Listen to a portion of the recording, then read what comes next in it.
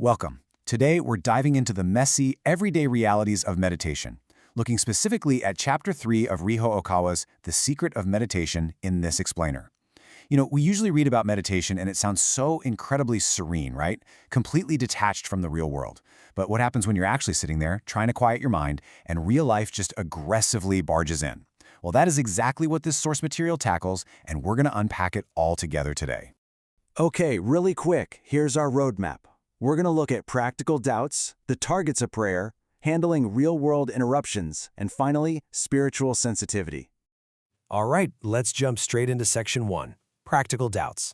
We tend to think our practice has to be completely flawless, Like we need to be isolated on a mountaintop. But looking at the source, this chapter is actually built entirely around direct Q&A. These are highly relatable questions from actual practitioners who are looking for real, actionable advice, not just some abstract pie-in-the-sky theory. It completely bridges that gap between high spiritual concepts and the literal day-to-day friction of trying to sit still. Which leads us perfectly into Section 2, Targets and Connections of Prayer. So the text poses this incredibly direct question. When you sit down to meditate or pray, where exactly is your focus supposed to go? Like, do you reach out to your guardian spirit? Or maybe advanced spirits you feel a connection with? Or do you just go straight to the top, to the Creator, the Supreme God? It's a super common roadblock that can completely derail your session before you even take a breath. The author's advice here is just brilliantly simple. He explicitly advises starting with your own guardian spirit. Why? Well, because they act as your specialized guide. They are literally the entity that knows you best, so you don't actually need to worry about reaching the top right away. Your guardian spirit is like a conduit. If the content of your meditation needs higher intervention, they'll route your thoughts upward for you. And yes, ultimately, all sincere prayers do connect to the fundamental supreme God of the universe. But your guardian spirit, that's your most effective, immediate point of contact. And there's this fantastic metaphor in the text to illustrate this. Think of your thoughts during meditation like sending out a signal. If your prayer is, say, driven by the wrong intent, maybe it's purely selfish, or it just doesn't align with divine will. It's like shooting an arrow straight up into the sky. Without a specific target to catch it, it just loses momentum and falls right back down to earth. But if you have the right intent, your thoughts actually act like a radio wave. The appropriate spiritual receiver, like your guardian spirit, will easily tune in and catch that exact frequency. Moving right along to Section 3, Handling Interruptions, the real-world stuff. Okay, picture this. It's a highly relatable scenario straight from the text. You finally found your Zen. Your mind is perfectly quiet. And then, ding dong, the doorbell rings. It's an Amazon delivery.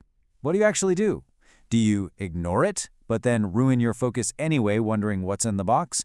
Or do you completely break your meditative state to go answer the door? The author's advice here is so refreshingly grounded. He just straight up acknowledges reality. Yes, it is a fact that it's incredibly annoying to have your deep state broken. It's tough, but the solution? Just go get the parcel. Seriously, don't stubbornly sit there forcing your concentration when it's already shattered. It is perfectly fine to hit pause, deal with the delivery guy, and simply pick up your practice later. The real key here is contrasting how we normally react with the ideal response. The wrong approach is sitting there, holding on to frustration or anger just because your perfect session got ruined.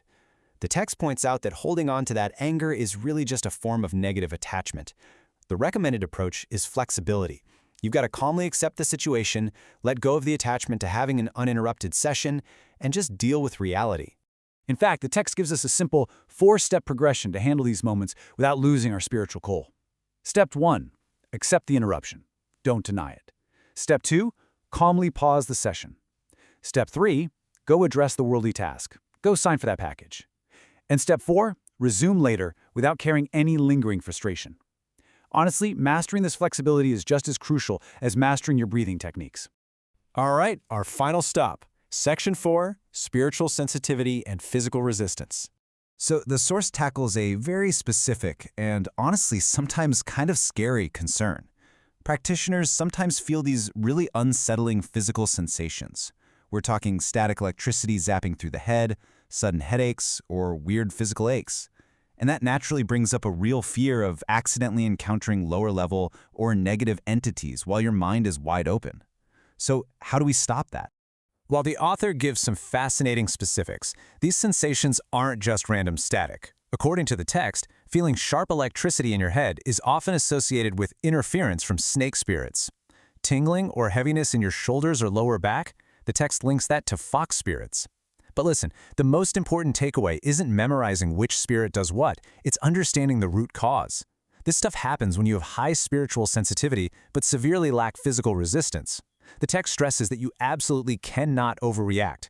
You need the mental toughness to calmly let these sensations pass without panicking. Now, the core solution, it might totally surprise you. Instead of handing you some complex spiritual ritual to ward them off, the text firmly insists on prioritizing basic, ordinary physical health. The quote literally says, "First of all, please start by getting your physical condition in order. Healthy living is the foundation. The absolute best defense against unwanted spiritual interference is just having a strong, healthy physical body." To build up that necessary resistance, you just need to focus on 4 ordinary habits. 1. Establish a consistent daily routine. Don't live in chaos. 2. Get enough high-quality sleep. Avoid the whole nocturnal lifestyle thing. 3. Eat well to gain actual physical strength. And 4. Please avoid deep meditation when you are completely exhausted or running on zero sleep. That is exactly when your spiritual resistance is at its absolute lowest. And this is exactly why all of this matters for your own practice. This is the big takeaway from our explainer today. Mastering meditation is absolutely not about escaping reality or becoming purely ethereal. It's about actively managing and respecting your physical body first. If you want to safely and effectively reach those higher spiritual states, you cannot bypass the mundane, everyday reality of taking care of your health. Your body is the anchor for your entire practice. So I'm going to leave you with this final thought to chew on regarding your own routine. If your physical reality so heavily dictates the quality and safety of your spiritual experiences, are you truly treating your body with the reverence it needs to succeed? Seriously, what daily habits, whether it's your sleep, your diet, or how you handle stress, are you going to change today to become a stronger, more resilient practitioner? Thank you so much for joining me for this explainer, and I really hope this helps ground your practice moving forward.